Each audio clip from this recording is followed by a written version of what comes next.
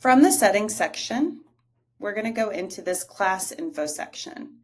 The class info section is very straightforward. It's a space in which you can put information about yourself and your class. The example class we're looking at right now is a high school level class. So I have in here a syllabus because oftentimes in a high school class, that's one of the most accessed documents. However, if you're an elementary teacher, this class info section might look different. You could put your teacher bio here. You could put your class expectations.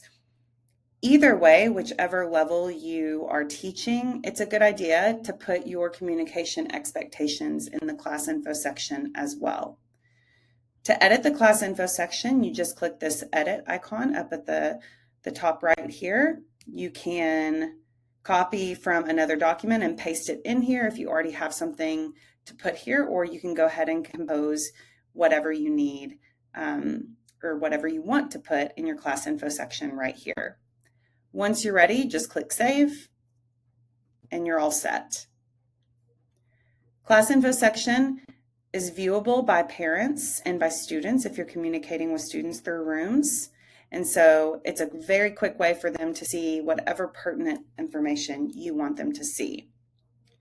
Now, what only you can see in the class info section is this right-hand panel right here where you can see your class members. So in this space, if you click the three dots, you can add additional staff to your room. So if you have a co-teacher or an assistant coach or something like that, you can add additional staff members just like that. Also, you can add students from here.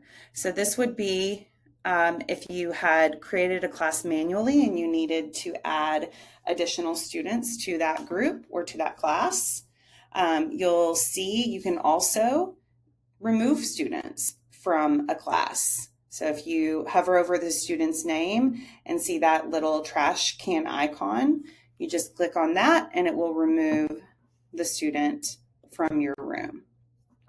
But again, I'll reiterate, if this is a class that's rostered with your information system, you won't have to worry about maintaining the enrollment.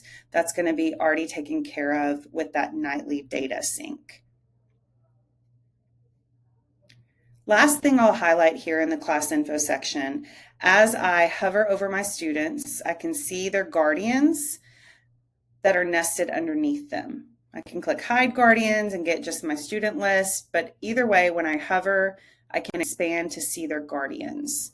So I'll take a second to talk a little bit about how guardians get into rooms and how they're associated with the students. So rooms is a very secure environment. In the rooms environment, guardians can only see the teacher, the staff member that's in the room. They can only communicate with the staff member. And the staff member, of course, can communicate with them. To get into rooms, guardians are sent an invitation that's sent out through the district. They can either log in through their email or their phone number. And that information comes from your student information system, again, because this is a secure platform and we want to make sure the guardians that are associated with the students are the appropriate guardians and the guardians on record. Another benefit of rooms is that once a guardian is in and active and set up, they are active for the duration of their student being in the district. So if I have a student, if I'm a parent and my student is in second grade this year, next year my login doesn't change. I don't have to do anything. There's no special code to get into different classes. I'm always going to be tied with my child and in any room that my child is in.